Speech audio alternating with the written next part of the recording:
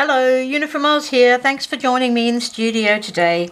I'm going to be working in my little nature journal, which I really like. I'm trying to use more, it is a junk journal, so I'm trying to use more recycled items. So I'm going to add some more items, and I'm actually going to add a accordion fold bit of a page. It's from the from a book. But I just wanted to show you what I did with my last page. Now, I did this video making the flip-up pocket with the tag last week or so, but I actually thought it was really drab, so I actually improved it by adding a few stamps, a little sticker, a little sentiment, so I'm actually a lot happier with that now. I'll just take that out.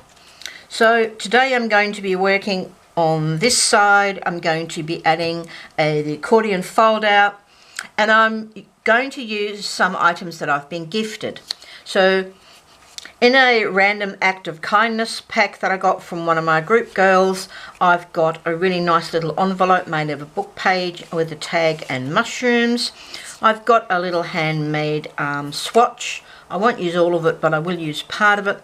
And I've got this really cute little card that has a little pretty floral print on it.